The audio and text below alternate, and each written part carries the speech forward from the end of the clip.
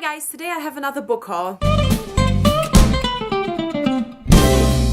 Even in Germany, the Black Friday and Cyber Monday hype is very, very strong. So I have 14 books to haul today. This is my biggest haul. I feel absolutely wonderful about it because it's a really nice range of books. So many things kind of came together, so I just had this huge book spree. I'm so excited to talk about these. So I have like 3 piles. The first pile is a like random used books pile, just a few things that were available. Then I have the pile of the books that are kind of new releases. Some of these are from 2016, but I, had them on my most anticipated list and finally want to like go through my most anticipated list of 2016 because obviously now with 2017 ending, I have not read all of my anticipated reads of 2017, but I also have not yet read all of my most anticipated books of 2016, so I thought I'd catch up on them. But then also I have a couple of 2017 releases on here, and then I have another smaller used pile because I had to get sequels. So let's get into it. As I said, I have these 3 piles, but other than that, they are in no particular order. So first off, I have Armada by Ernest Cline. Now this is definitely a controversial read. I think a lot of people were expecting a lot from this after Ready Player One. I am trying not to have too high expectations, but even after all of the not so great things I heard about it, I was still like very, very intrigued about this. And I did really love Ready Player One, which I know at this point you can't even mention anymore because guess it's like super sexist and stuff, which I get, but I still loved that book when I initially read it and I still have love for it. So yeah, anyway, I'm definitely excited to pick it up. I am trying to go into it with low expectations, but I'm just happy that I have it. And I hope that I'll just be surprised by it. Then I have You by Caroline Kepnes. This is a thriller and this was like super popular on BookTube like a year ago or so. I actually really like this cover. I feel like there's a different cover that just has like the font on it that is kind of the popular cover, but I actually really like this one because I guess red hair. The kind of thing about this thriller is that this is written in second person, so that means the kind of murderer or whatever or stalker in this book is talking to you. I have been enjoying quite a lot of thrillers recently, so when I saw this was available, I was just like, I need to pick this up so I can finally read it soon. Next I have Radio Silence by Alice Oseman. I've been wanting to read this for so long. I really love this cover. The colors on it are so great. It also has a really pretty spine. Now I did read Solitaire by Alice Oseman this year and was not a big fan of it, but that's actually not at all influencing my expectations going into this. I'm just really going into this with like a blank state. I'm just very interested to see her development. I think this has ace representation and maybe even anxiety representation. I could be mixing it up with something else, but this is definitely something I want to get to soonish. I'm not sure if it's going to be this season, but as soon as contemporary season starts, this will probably be one of the first ones I pick up. Then I have The First 15 Lives of Harry August by Claire North. I think this is a adult fantasy book and it's about a guy who every time he dies, his life starts over again, so he always starts again as a child. That is all I know about it. I don't know, yeah, it says nothing of the changes, so it's not like he can do things differently every time, but it's always the same except for that one time. As Harry nears the end of his 11th life, a little girl appears at his bedside. I nearly missed you, Dr. August, she says. I need to send a message. This is the story of what Harry does next and what he did before. Now he tries to save a past he cannot change and a future he cannot know. I have no idea what, like, it sounds just really, really intriguing. I think the concept is something that I'm really digging, and I've been wanting to pick this up for a long time as well. And then finally from this used pile I have Cora Phibes by Kate Elliott. This is the first book in a YA fantasy trilogy, I want to say. I'm not sure. I think actually the last book or one of the books in the series like just came out because I've been hearing a little bit more buzz about it than I normally would. I think this is a book that like a lot of people have heard of, but nobody really talks about it, and it's not like it's on a lot of people's recommendations list, but when I hear about it, I hear only good things about it. Yeah, I'm just so excited that it was available used in really great condition. I mean, it's a hardcover, probably something that I will pick up very, very soon because, as I said, especially in the last couple of weeks, and I already had it. It was already like lying up there, staring at me, and then I've been reading these tweets of people being like, this new book and don't sleep on this series, and I was like, oh my god, I own that. That's amazing. So I'm now very, very excited to pick it up. It does not have anything special on the naked hardback, but nice golden font on the spine, so you know, I'm not complaining. So obviously, while it's always very exciting for me to get English used books, and I'm able to read so many backlist books because of it, like books that probably would completely be forgotten if it wasn't for the used store, so I'm just so thankful for that. But looking at this pile of like new books and books that I've been anticipating for a really long time makes me so happy and so excited. And I've been buying a lot of used books or just sequels, so like actually going out and buying a couple of anticipated releases that weren't like super anticipated pre-orders. I don't know, I just have this very excited, amazing feeling about it. Okay, let's stop talking about that. I'm just gonna show you the books. First of all, I have The Language of Thorns by Lee Bardugo. I already read this and talked about it in my November wrap-up part 2. This is a collection of folk tales that kind of take place in this Grisha world that Lee Bardugo has created. It's really beautiful. It's just amazing inside and out.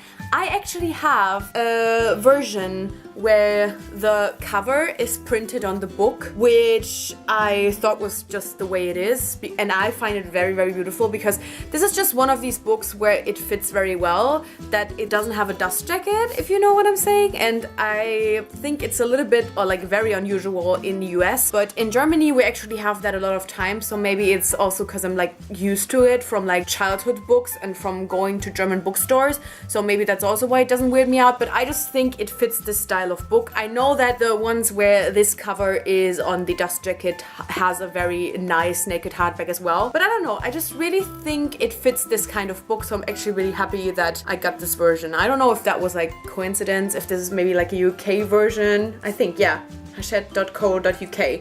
So maybe that's the UK version. It just looks so cool. There's no way the camera can pick that up. It's just amazing. Then I have Saving Hamlet by Molly Booth. This is one of my 2016 releases that I want to catch up on. I've kind of been waiting for the paperback of this to be released. Then when it actually got released and I saw this cover, I was like, why? Because the cover of the hardcover is like so cool, but it's not special enough or pretty enough for me to be like, I'd rather spend like €10 more. So I decided to go with the paperback. But this cover, I don't like it. It's about a girl who's like, I think doing a Shakespeare play at her school. Then she like time travels and accidentally ends up in Shakespearean times and ends up actually like in the original production of Hamlet, which that's the coolest concept ever, and I love when books take place in theater, so I just cannot wait to read this. I just wish that the paperback would have the same cover as the hardcover. Then I have Cure for the Common Universe by Christian McKay Heidecker. I am so obsessed with this cover. I just love everything about it.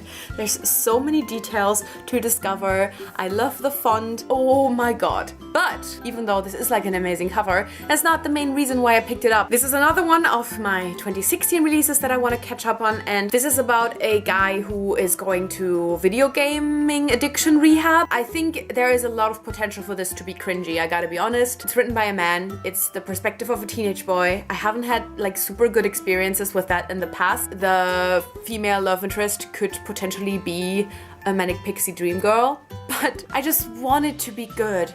So bad, you know? I think that it actually might be relatable for me in parts. I never went to, you know, video game rehab, but I definitely tend to get addicted to video games really quickly, and there was actually a phase where I was like definitely not having normal feelings about World of Warcraft, which is actually the reason why I haven't played it in like 3 years, because I just get addicted to it and it's really bad. I'm just interested, it sounds good, and I just hope that it can live up to my expectations. Then I have Daughter of the Pirate King by Trisha Levenseller. I'm so excited. This is one of my most anticipated 2017 releases, and it came out I think in February of this year. I've been super excited about this, but then recently a couple of my friends have been reading it, like Vanessa from Paper Fairy has read it, and Erica from the Brooks of Books also. And so, you know, I've kind of been seeing it a lot more, and then I just got reminded that I was so excited about this initially, but still don't have a copy. I just want this to be a piratey story with a little bit of a romance in it. Like, that's all I need. If it just is able to do these things, then I don't need anything else. I actually almost waited for the paperback of this to come out because I think it must come out like February, March. Now I'm so glad that I picked up the hardcover because it has these swords on the naked hardcover. I just like when something is on the naked hardcover. And then also, I mean, what? I just can't believe it. This is a thing. I'm so glad I decided to get the hardcover. Then I have Echo After Echo by Amy Rose Capetta. This is another of my 2017 releases that came out earlier this year. I think actually in like August or September, so hasn't been too long. This is a YA mystery and it takes place in a theater setting. It has a female-female romance. Like, basically, this is the book of my dreams. I'm so excited to pick it up. Gonna read it very soon because this is on my Sapphicathon TBR. I hope I love it. I heard great things about it. I can't wait to pick it up. At first I wasn't like super amazed about the cover, but now that I'm actually seeing it in real life and, like, you know, it's like stage lights. That's really cool. And then I have Georgia Peaches and Other Forbidden Fruit by J. Robin Brown. This is another 2016 release that I'm finally owning. I almost got this in paperback as well because it's already out, but I just love this cover so much, and because of like Black Friday sale and everything, this was actually like really cheap, you know? This is like a sign that I should get this as a hardcover. I just love this cover so much. This is a YA contemporary with a female-female romance. This landed on my anticipated release list long before I got as much into female-female romance as I am now. So this is like one of the OGs. So I'm very happy to finally own it. Now we need to talk about this because not only does it have a really gorgeous cover, but it has like this really amazing yellow spine, which is just wonderful. But then I just died a little bit when I looked at the naked hardback. It's like so yellow, and I wouldn't really say like yellow was one of my favorite colors, but just it's so yellow. Oh, I just love it so much. And then it has a little heart here.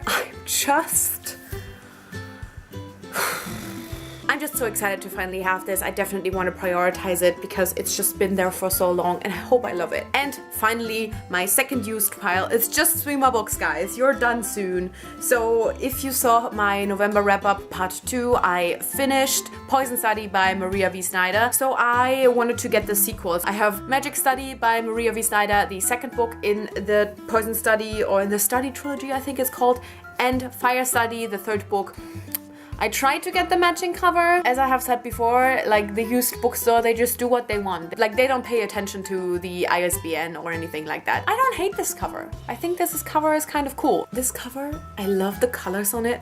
Oh my god. I bought one more book to get rid of the shipping costs, and that was The Warrior Heir by Cinda Williams-Chimer. This is like OG YA fantasy. I need to read this very soon. I can't believe I haven't yet.